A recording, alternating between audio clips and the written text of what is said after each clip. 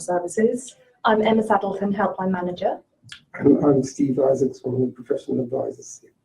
Brilliant, welcome. So today we're going to be talking about teenagers, responding to teenagers, living with teenagers. Thank you all of you who responded last time to our poll. We had such a strong response also for self-harm that we've agreed that the next one we do in November is actually going to be on self-harm. So keep sharing, keep posting your questions, comments. We love to hear from you, and we will try and get through as many questions as we can. I don't think we'll be able to answer all of them live, but we'll do our very best. So we're going to kick off the teenagers and the teenage brain. What should parents know about teenagers and teenage development and the brain? What's going on? Right, who are we looking at? I'll start with you, Emma. Yeah, okay, throw me into the deep end, amazing. I mean, I think the challenging thing is that when you're a parent looking at behaviour, it's so difficult to take a step back and to really think about what's underlying that behaviour. But I often think there are two things to consider. One is not just environmentally what are the triggers, but I think it is really important to have just a little bit of context to understand just a touch about brain development, because it really does give you a different flavour and a different context. Yes. So what we know about the adolescent brain, and I'm sure that Steve will have much more expertise as a retired psychiatrist and psychoanalyst, but from my perspective, from the helpline, my understanding is that with the brain, you've got the limbic system, which is really responsible for emotions and responses. So it controls things like impulses and reactions. And the limbic system actually tends to mature and develop at a quicker rate than the frontal cortex of the brain, which is responsible for some of the executive responses. So whilst what we know as parents is often what we see is really impulsive, eruptive behaviour from our teens, it is important to know that actually that behaviour reflects what we know to what's going on. Yeah, what's really happening. Steve, do you want to say a little bit more about that? So kind of as a parent, kind of in lay terms, how what's going on with our children at that age? Well, I just wanted to say that adolescence is a time where there's a transition, where you're moving from being a child and being looked after by parents to being an adult and doing things yourself, but you haven't got there yet. And you're in that very difficult transitional period, which is full of confusion and anxiety about, are you a grown-up, are you a child? And that is a time of rapid development in your brain, actually. But it's clearly one of the reasons I think that children's behaviour can be so volatile. And what are the kind of key things that parents call helpline about? What are the average things that come through when parents are concerned about their teenagers? Well, often what they're describing to us, Joe, is anger and aggression, outbursts, and it's often about the impact on the family and how do we manage this when it's impacting a child's ability to attend school, to attain at school, when there's school refusal, and where there is parental discord, because actually this is really difficult. You know, if you're parenting 1, 2 or 3 teenagers at home and life has got quite fraught and quite difficult, it can just become a bit of a snowball effect, and there can be lots of anxiety and pressures and stresses across the family. So do you want to say, Steve, a bit about why kind of living with teenagers can be so difficult? You touched on that. Can I just add to what Emma was saying about the kind of things I often get as a child psychiatrist are to do with young people who've been admitted to adolescent units who are struggling with psychosis, drugs. There are a lot of involvement to do with drugs and taking drugs and drug-induced psychosis. So those are kind of issues for parents. I think, to go back to what you were asking me about, which I think you're asking me about, is to do with how much do you intervene as parents? How much is it your business? Your child is becoming an adult. Do you let them get on with it? Can you trust them? And quite a lot of the time, kids, adolescents can wind their parents up by inventing things that they've done. They'll leave diaries around saying how many times they've had sex in the day.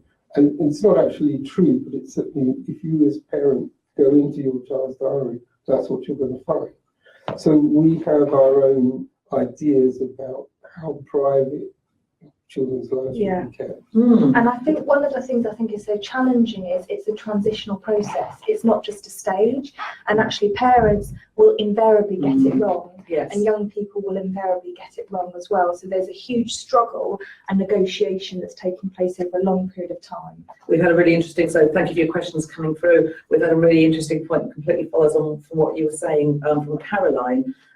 It seems to be happening earlier. Is that kind of development stage starting in children earlier? So Caroline says, my daughter is going through this age, nearly 11. Mm. Is that what we're seeing? Yes.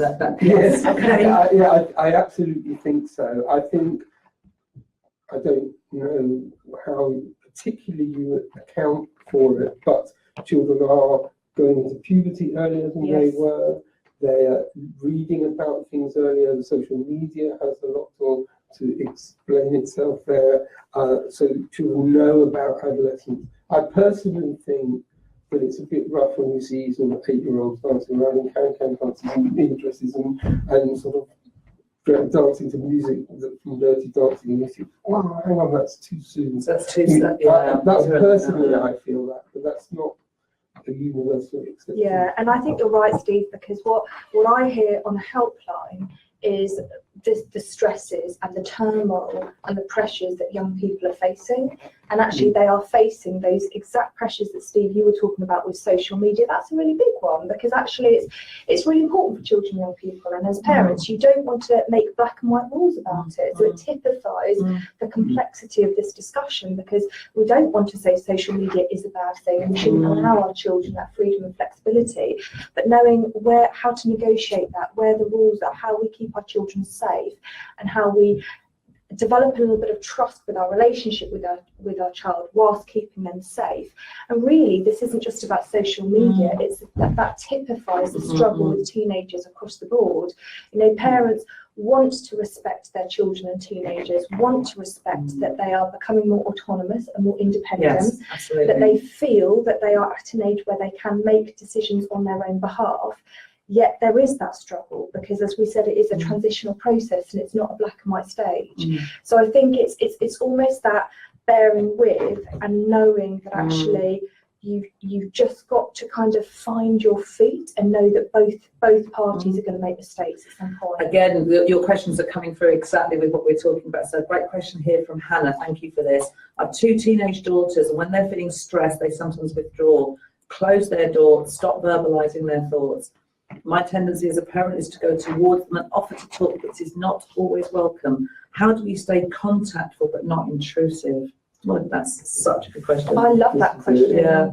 I mean, Hannah, I just feel for you so much, and I think there isn't a family in this country that can't identify and empathise with what you've described first and foremost.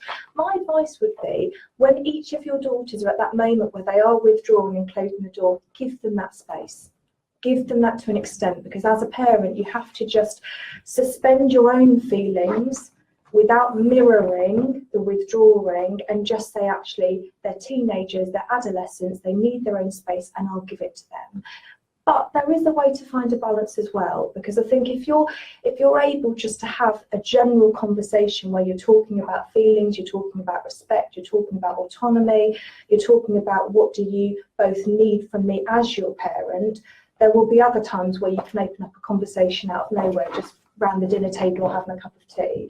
But I do think teenagers can easily feel that their space is not being respected if a parent is seen to be quick to say, don't close the door on me. You need to have that conversation now, because there's that power struggle sometimes. Yeah. So I'd say, Hannah, it is just about respecting that for the moment and finding a later space. I've got a great question that follows up. I'm going to give this to you, so they're coming through thick and fast. Okay. We've got a different Caroline, single mum to 15-year-old daughter.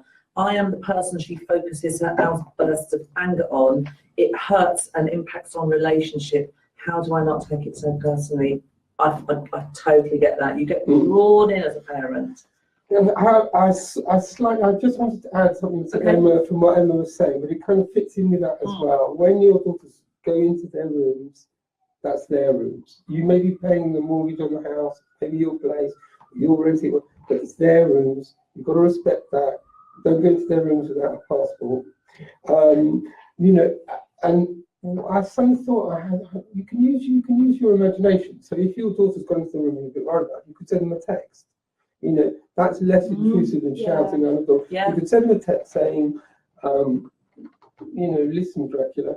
No, not Dracula. What you like? And you can WhatsApp, because you can see if they're ready. You can see when they're online. You can see if they're listening. Exactly. So you can WhatsApp and say, I chat to my kids on WhatsApp. Yeah, come out. Please come out when you're ready. You know, something like that. It's less invasive. You know, the other question you asked about the mother with the 15-year-old girl, the fact that the 15-year-old girl focuses her anger on her is actually a compliment. You know, it means she does it because she's the person she loves. If you bear that in mind, that's really important. You know, and I'm serious about that, because that means they trust you to some extent. You get so angry with you. But you also need to talk as a parent about the effect that your child has on you. Yeah. So you don't just say to them, stop shouting at me. You can say, I know you're in a mood and you're shouting at me, but when you do that, you do realise that it upsets me. Just so you just reverse it a bit.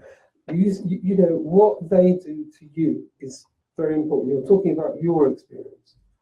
And we do the best we can as parents. So we often talk at Young Minds about being a good enough parent. Definitely. Because I think you can't always be, and you never are, the best parent. We are human beings. There's no such fallible. thing as perfect parenting. No, and I think we punish ourselves as parents with that guilt and that blame and that, oh, I got that wrong, I lost my temper and I shouted. I don't think there's a parent in this country that hasn't been in that position. So I think we're, and I don't quite know why we do that. We are so hard on ourselves. We need to be a bit more forgiving and actually give ourselves a bit of a breather, give ourselves a chance, and understand that, you know, we are part of this equation. It's not completely separate. So, but if I could just add one final point, Jo, it's finding the right time and the right place. Because when tempers are frayed, you know, if I, Caroline, if I put myself in your shoes for a moment, I've got a 15-year-old daughter raising voices, maybe swearing at me, the anger's at me, actually I have to acknowledge what my own personal emotional response is. And if I'm feeling quite overwhelmed, quite angry, quite frustrated, and all of those emotional responses are completely natural, normal and understandable, I might need to just hold with bated breath and let my daughter walk out the room and give myself a good few minutes as well. And often it is about having that conversation 20, 30 minutes down the line, or even later that evening. I think just temper when it's right for you to have that conversation. That is excellent. Is there anything more you want to say kind of about how problematic behaviour can impact on kind of wider family life? Who else gets drawn in? How it changes the dynamic?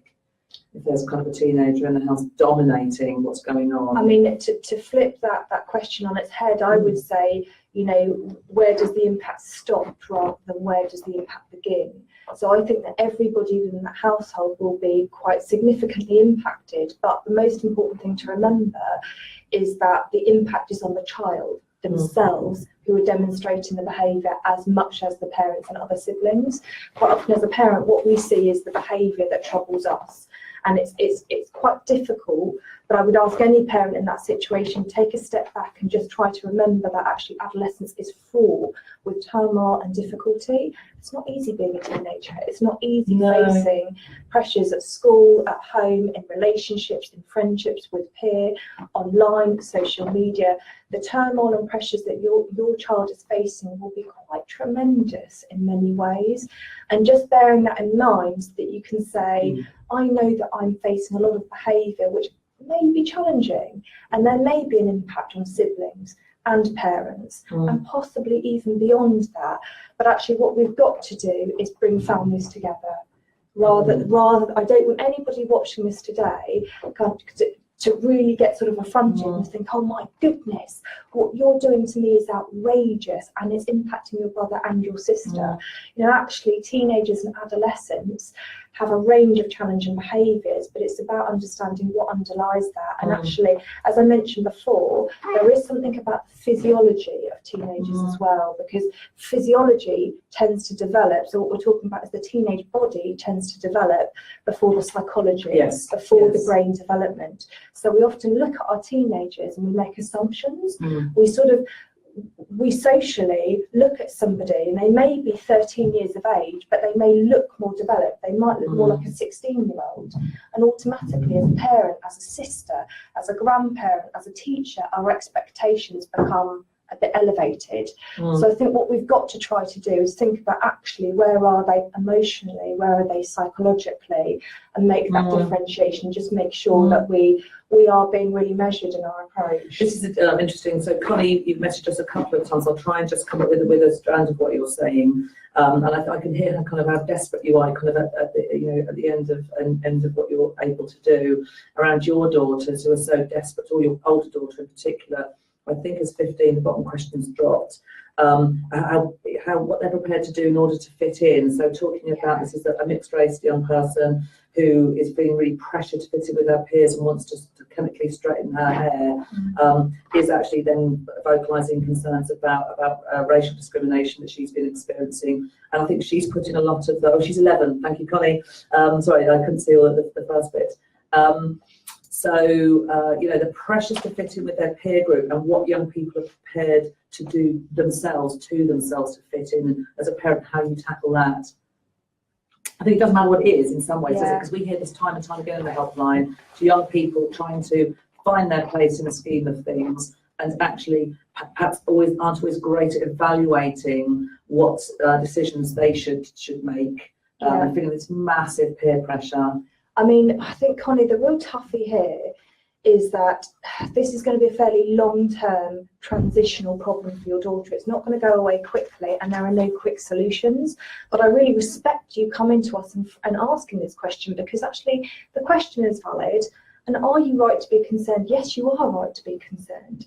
I think your job as a parent is to have that safe space environment at home where you can talk to your daughter about how she's feeling and how she feels about herself and her self-worth and her self-value, and look at where this is coming from, because all teenagers from all spheres, from all communities, from all parts of life will want to fit in, and will want to fit in with their peers. And I think there are some things where, are you going to get into a huge battle with your daughter about whether you're going to allow her to chemically straighten her hair? That's a really individual decision. You may take on that battle, or you may give her what she wants. There's no clear right and wrong with this. But I think what we're talking about is having the conversation, and having a much wider conversation over a much wider length of time, where what you're doing is ostensibly setting up a framework with your daughter. You're basically taking her back to she is absolutely, in and of herself, a loved human being. That actually she's a gifted person. Think about all the things that she's really great at. She might be brilliant at sport. She might be gifted musically. She might just be incredibly kind and attuned to other young people, to her family members, and really reflect and think about what her strengths are. And the conversations that you can have with your daughter to really affirm her own self-worth. I think you're going to jump in, aren't you? I'd just like to add really to what everyone's saying in a way. But it's quite interesting. We were talking at the beginning about that problem for adolescents about not quite being children anymore, but not yet being adults, and all of the struggle. And I think with the bodies, and as they're developing as part of that, you may have an adult body, but not capacity to know what to do with it. Sexually, I'm talking about that. And I think in this girl, that is a girl who's not quite sure which part of her ethnicity is dominant. So it's a sort of reflecting the same sort of battles in an 11-year-old. I would absolutely agree with Emma. I would say that parents should never duck the battle with adolescents. They're going to spend all their adolescence growing up time fighting with them in one way or another, but they should try and get the battles to be on the most important issues, because otherwise you'll be fighting all the time. So it's got to be on something like a child coming in and saying, I'm thinking of taking drugs, or a child saying, I want to go and stay the night with my friend. And you've got to get a kind of compromise going where you say, well, hold on, if you're going to stay the night with a friend, I'm not going to be happy unless I know what number they're staying at. I'm going to ring the parents in advance and make sure there's not any drugs at the party. Otherwise, you just let them go off blind. So that's not responsible parenting. So to get all these things are going to be a continual battle, but you can't have the battle all the time. So fight it on the most important. That's such good advice. Yeah. And then where the arena where the fight, so Claire, you come back with some more comments, but actually I think it has wider resonance. So say if you feel the school are not helping, or if other members of your family are giving you advice to saying move the child, you're getting pressures from certain parts, because we hear that from grandparents and in-laws who are trying to intervene with a particular line of advice. How do you kind of maintain, the centre line of where you want to do, or, where you want to go with this and what you want to do? So how much pressure, are parents under when either they're battling school or aren't helping, or they've got other in-laws who are, advising on a course of action? It's quite extensive, isn't it? It really is quite extensive. And I think, family, we need family. Family is where, so much support and network can be found, and family is so critical. But also with family, unfortunately, does come sometimes dysfunction and judgment and assumptions. With the best will in the world, there is no family that doesn't have a few skeletons in the closet and a few, few family fractions and a few little things that get in the way with family. And as a parent, you've got to kind of think that I'm the parent. Yeah. But push come to shove, actually, when all is said and done, I'm here parenting my child. Yes. And no one else can parent my child for me, and no one else can make these decisions on my behalf, because I'm the one that's left to do the follow through. But when things start to go wrong, parents, and I know that myself, you completely lose confidence in your ability to parent. You do, and sometimes that's a good point to seek independent advice, and it may not always be. There are times where you want a bit of a sanity check with a friend, with a neighbour, with a colleague, with whoever. But there are some times where actually what you need to do is talk to a professional and talk to somebody who can say, actually, I can give you absolute peace of mind, you're doing all of the right things, or you're absolutely right, there is a little problem here developing, and I'm going to talk you through an action plan of what steps to take. So it's a real difficult one, because sometimes sharing with the wrong person, it can destabilise, it can make you doubt yourself. But on the other spectrum, what we've got to say is prevention is better than cure. And if you're worried about a child, particularly a teenager, am I looking at normal teenage developmental behaviour, or am I looking at a potential problem here? Is my child struggling with their emotional health, with their mental health? If you are a parent facing that question, I would always say it's never too soon to ask for help. And Jo, you picked up on this issue about sometimes parents, they have problems with services. They might go to the school, they may not feel listened to, and that's the difficult one. But I think if you feel you need help and you're not being listened to, then as a parent, know your voice. Because actually there is no better expert in anybody's child than the parent. Yeah. And also I would say, if you're not happy with what school is saying, go up and have a ball, go to the headmaster and be involved, be part of the equation. Don't be pushed out. Interestingly, we've got another question from Liz. We did actually talk about this last time in our last Parents Lounge, but I think it's perhaps worth just touching on it here, because it's a big issue. My daughter's 14, doesn't want to go to school. She talks about her time at school. She does not suggest anything is wrong. It just becomes an issue at bedtime in the morning. She just doesn't want to go, and she just says, I can't. So it's that classic school refusal that we hear time and time again. I mean, Liz, what I'd like you to do is sit down with your daughter, perhaps even at a weekend, but certainly not last thing at bed or first thing in the morning. So we want to have a time, what I was saying earlier on in our session was timing is everything. You need the time and the place to be right. And have a conversation which is, darling, I'm not ashamed of you. I'm not angry. I absolutely love you. I can see that there is a challenge, that something is really problematic and difficult, and I'm here to support you. But what I need to do is get to a point where I understand what you're facing and what's happening. It could be a number of things. It could be anxiety based. It could be a few worries. There could be a specific problem with a teacher, with a subject at school, with a peer. There could be a little bit of bullying, which is going under the radar that may be undetected. We simply don't know what it is at this point. A depressive illness could be. Absolutely, it is possible, Steve. So, Liz, I think it's just about being able to have that conversation but frame it in a way that feels safe to your daughter, because understandably last thing at night you don't want to have that conversation at that point, because she is not going to be able to sleep, and any sort of sleep wake cycle is going to be disrupted by all of that worry. Equally, first thing in the morning, you're trying to get her up and ready and to school. So if you're having that conversation at the same moment as she's saying, Mum, I just can't do it, it's probably going to cause conflict. So I think it's about pitching that moment in an evening or a weekend. Can I just cut in quickly for you, but I'll come back to you, Steve. We are getting a number of questions, and we can see the comments. If you've got a really specific question about services and support in your area, we're probably not going to answer those today, so you can try and contact the helpline, and we'll pick up. And I think if sometimes you've got some complex issues, do please contact the helpline. We'll talk to you individually. So we are just picking some of the questions that are kind of more generic. Were you going to just comment on that? Well, I was going to add one more thing, that sometimes if a 14-year-old is worried, saying they want to go to school, it's because they're worried about their mum.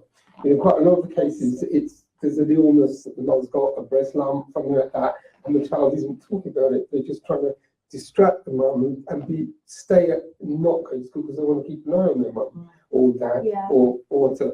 But I would also add to what you were saying, and this is a kind of tougher notion, which is the mother can say to the girl, well, hang on, if you don't go to school, it is the law that you have to go to school. So if you don't go to school, the person who's getting into trouble is me.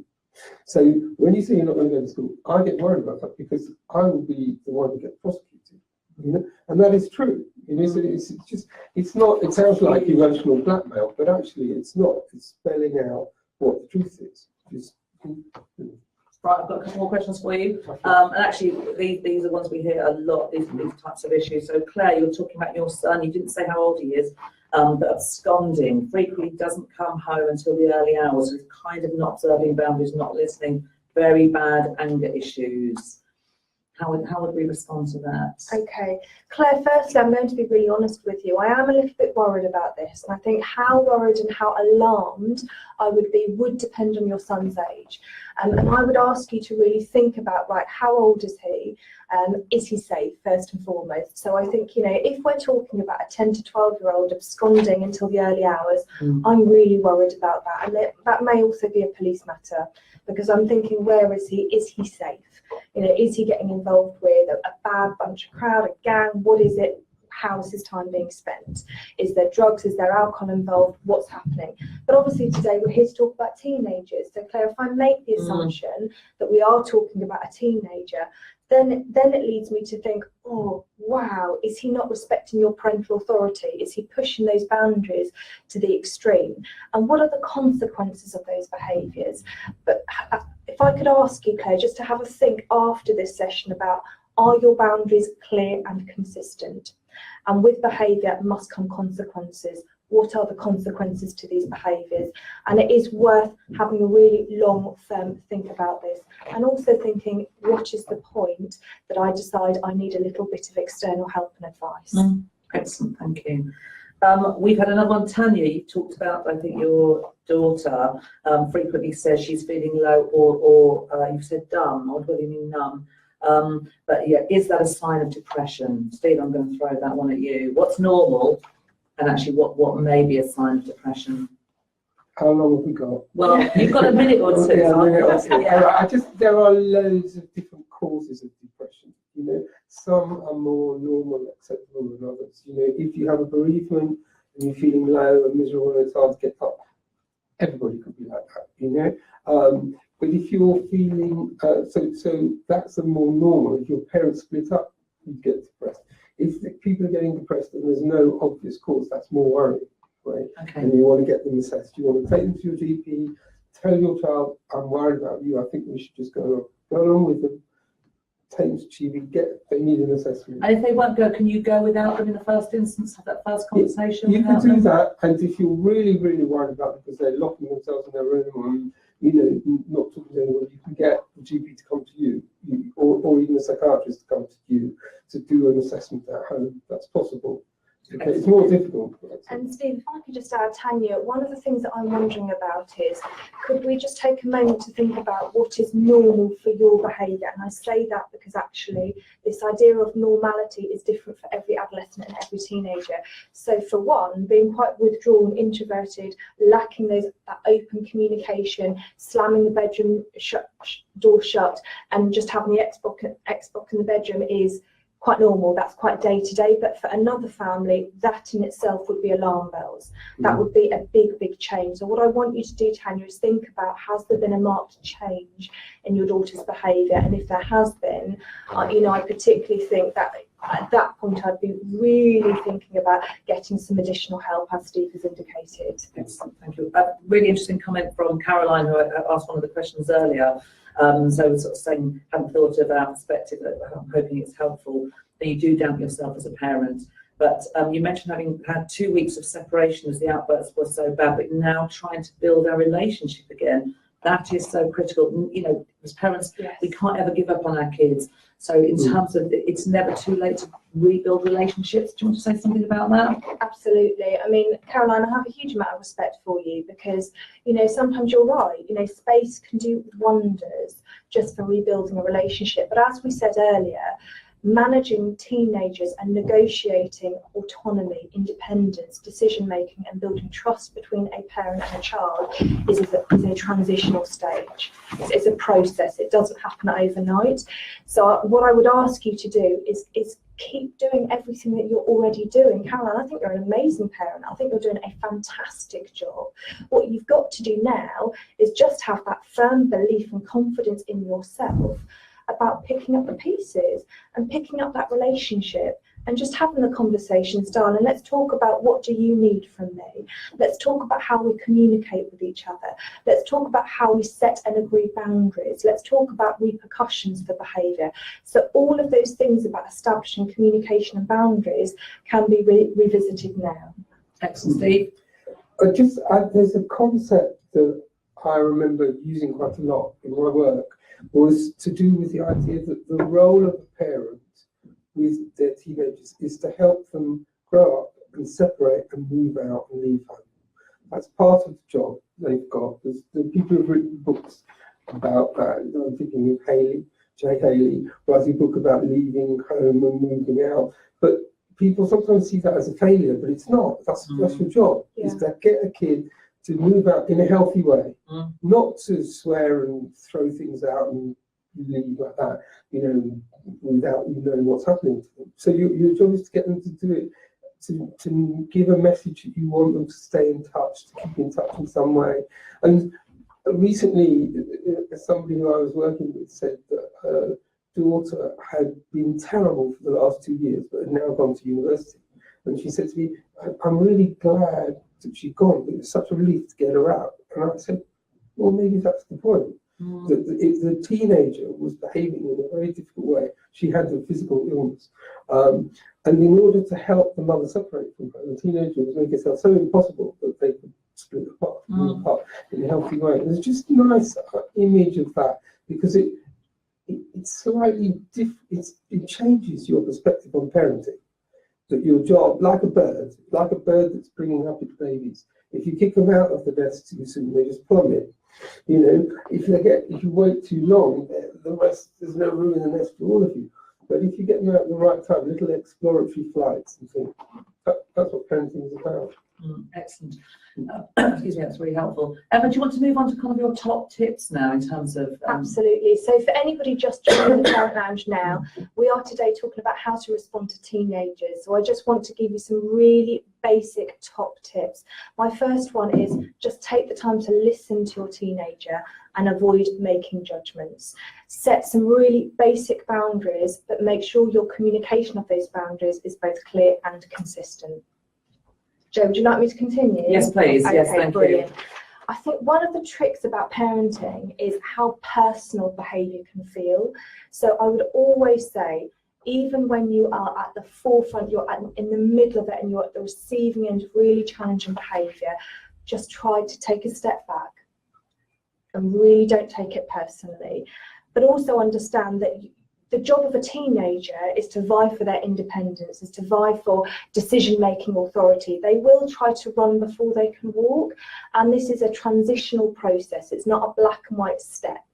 Also, you're both going to get it wrong at times. So, finally, I would just say, know when to say sorry. Own that word. Humility is really, really important, because as a parent, when you're able to say, darling, actually, I don't think I got that right, and I am sorry for the impact that had. I'm sorry for how it felt.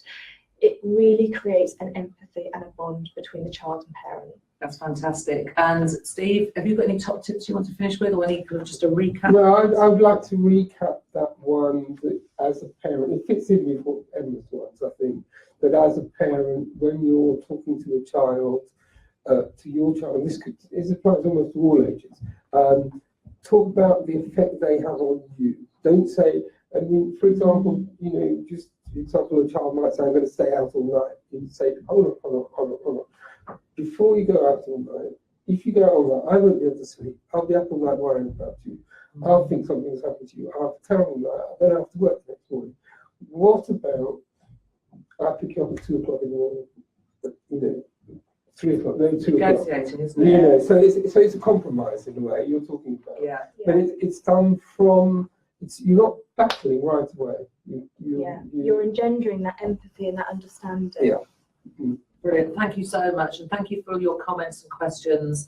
It's been a really interesting session. So just to recap, our next session is going to be on self-harm, and that's on November the 15th. So do please join us for that. If you need any further advice or help, go to the website www.youngminds.org.uk. You will see a section that is for parents, and there's information about the Parent Helpline, and there's a range of resources there.